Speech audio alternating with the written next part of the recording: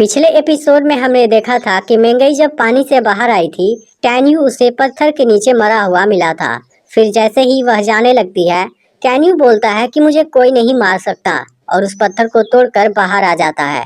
अब टैन्यू को जिंदा देख मेंगई खुश हो जाती है, लेकिन वह बुरी तरह जख्मी हो गया था। फिर टैन्यू बताता है कि म्यूरोन-कुन के पास केवल फीटर लिन की कल्टीवेशन बेस है, इसलिए उसे पता नहीं चला कि मैं मरने की एक्टिंग कर रहा हूँ और मेरी फिजिकल बॉडी स्ट्रांग है, इसलिए मुझे कुछ नहीं हुआ। तभी मेंगई पर म्यूरोन-कुन के पॉइजन का असर होने लगता है और वह धीरे धीरे बेहोश हो जाती है। यह देख टैन्यू समझ जाता है कि मेंगई को तुरंत ट्रीटमेंट की जरूरत है। फिर टैन्यू इसके लिए जरूरी सामान जुटाने लगता है, जिसके दौरान मेंगई अचानक से टैन्यू को किस करने लगती है। अब मेंगई के इस हरकत से टैन्यू भी एक्साइटेड हो जाता है, लेकिन असल में यह सब पॉइजन के असर से हो रहा था और मेंगई टैन्यू से कुछ ना करने की रिक्वेस्ट करने लगती है। अब टैन्यू भी उसकी बात समझ जाता है और कंट्रोल खोने के लिए खुद पर शर्मिंदा होने लगता है। तभी मेंगई बेहोशी की हालत में कहने लगती है कि मैं मरना नहीं चाहती, मुझे अपनी मदर को बचाना है और अपने फादर से बदला लेना है। उसकी ये बातें सुनकर टैन्यू समझ जाता है कि उसकी तरह मेंगई भी किसी मुसीबत में फंसी हुई है। अब टैन्यू तुरंत मेंगई पर अपनी पावर का यूज करने लगता है और उसके अंदर से पॉइजन को निकालने लगता है। इसके कुछ देर बाद मेंगई के अंदर से सारा पॉइजन निकल जाता है, लेकिन टैन्यू ने इसे जिस तरीके से निकाला था, इसके बारे में मेंगई से नहीं बताने का डिसाइड करता है। फिर हम देखते हैं कि मेंगई का कुछ कपड़ा फटा हुआ है। तभी टैन्यू की नजर उसके जख्मी पैर पर जाती है और वह तुरंत उसके ऊपर कपड़ा बांधने लगता है, जिसे मेंगई चुपके से देखने लगती है। इसके कुछ देर बाद मेंगई उठती है और जब अपने कपड़े को फटा हुआ देखती है, वह इस बारे में टैन्यू से पूछती है। तब टैन्यू कहता है कि तुम्हें यहाँ लाते समय कपड़ा पत्थर में फंसकर फट गया था। इसके बाद मेंगई टैन्यू को सॉरी बोलती है, क्योंकि उसकी वजह से टैन्यू भी खतरे में पड़ा हुआ है। तब इस पर टैन्यू कहता है कि तुम्हें बचाना मेरा कर्तव्य था। फिर टैन्यू म्यूरोन-कुन के बारे में पूछता है। तब मेंगई बताती है कि म्यूरोन-कुन के ग्रैंडफादर वहाँ बीस्ट डिवीजन के सेकेंड एल्डर हैं और म्यूरोन-कुन खुद ड्रैगन लिस्ट में 10वीं रैंक पर है। अब मेंगई टैन्यू को म्यूरोन-कुन से केयरफुल रहने के लिए बोलती है, लेकिन इसके अलावा वह इसे वेंग से भी बचने के लिए बोलती है, क्योंकि इसने वेंग के कजिन क्वान जी को मारा है। इसलिए वेंग टैन्यू से बदला लेने की जरूर कोशिश करेगा।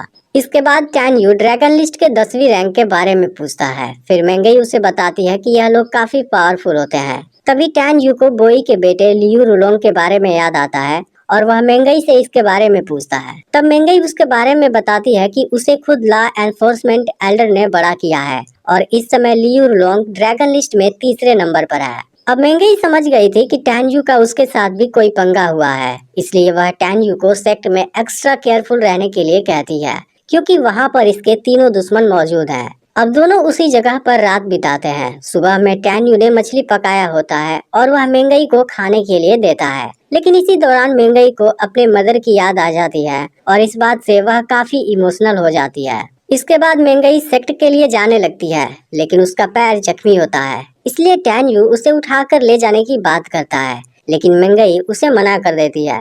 फिर वह जैसे ही चलने की कोशिश करती है, वह गिरने वाली होती है, लेकिन टैन्यू उसे पकड़ लेता है और उसे अपनी बाहों में उठाकर ऊपर आ जाता है। फिर वहाँ से टैन्यू मेंगई को अपने ब्लड स्पिरिट लायन पर लेकर सेक्ट की तरफ जाने लगता है। इस दौरान मेंगई टैन्यू से पूछती है कि तुम्हारी कल्टीवेशन स्पीड एक आम इंसान से तेज क्यों है।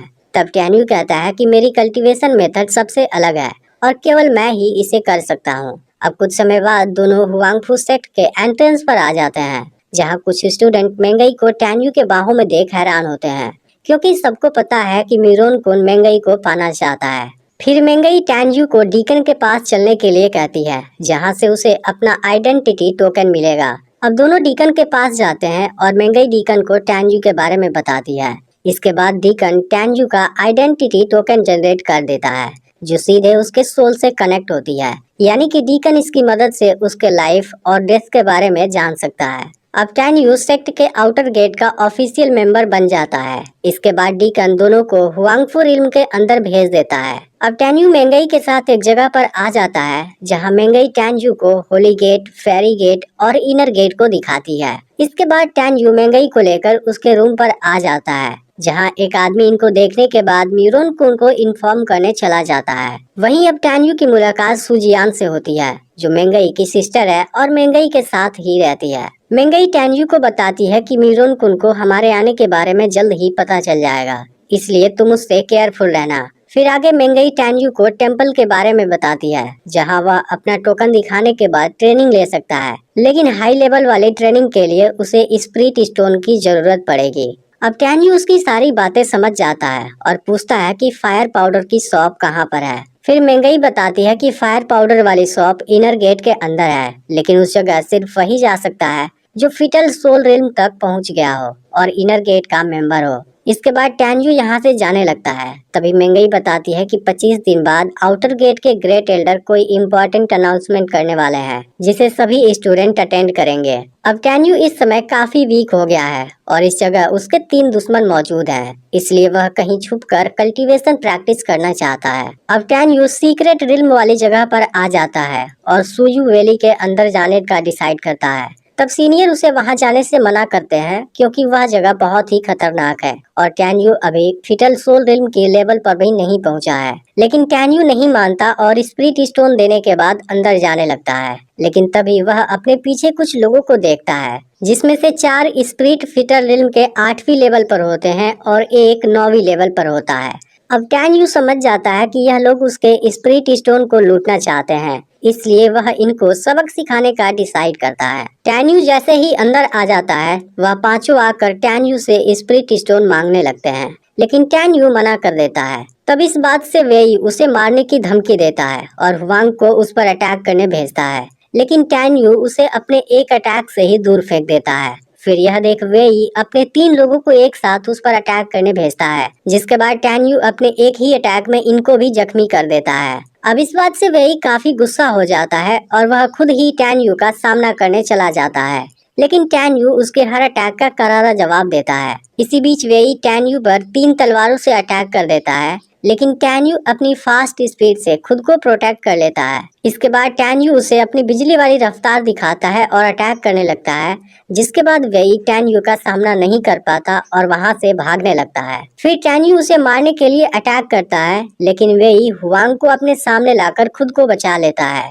अब वेई टैन्यू से काफी डर गया होता है और फिर से भागने की कोशिश करता है, लेकिन टैन्यू उसे बुरी तरह जख्मी कर देता है। फिर वेई कहता है कि मैं सीनियर लिंग हू का ब्रदर हूँ, अगर मुझे कुछ हुआ तो लिंग हू तुम्हें नहीं छोड़ेगा, क्योंकि वह इनर गेट के चीफ एल्डर का ग्रैंडसन है और उसकी पावर भी तुमसे ज्यादा है। लेकिन जो कोई भी टैन्यू को परेशान करता है वह उसे जिंदा नहीं छोड़ता, इसलिए टैन्यू पर वेई के किसी भी बात का असर नहीं होता और वह उसे तुरंत वहीं मार देता है। इसके बाद वेई के आदमी लिंग हू के पास जाते हैं और बताते हैं कि स्पिरिट फीचर रिल्म के 7वें लेवल वाले एक लड़के ने वेई को मार दिया है।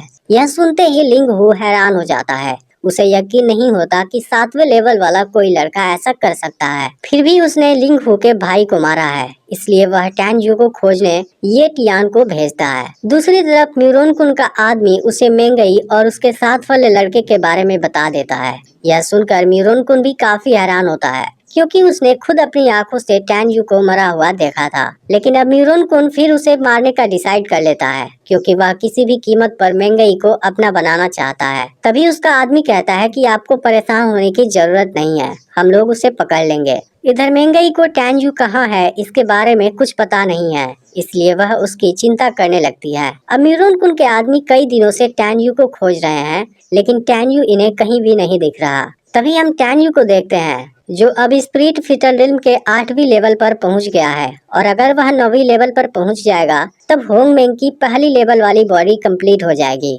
जिसकी मदद से वह लिंग हू को आसानी से हरा सकता है। तभी टैन्यू को ग्रेट एल्डर के होने वाले अनाउंसमेंट के बारे में याद आता है, इसलिए वह तुरंत यहाँ से जाने वाला होता है, लेकिन तभी उसे कुछ दिखाई देता है। अब इसका अगला पार्ट भी बहुत ही जल्द अपलोड होगा, इसलिए चैनल को सब्सक्राइब करके नोटिफिकेशन को ऑल पर सेट कर लेना, और पिछला पार्ट मिस हो गया हो तो लेफ्ट वाली वीडियो देख लेना।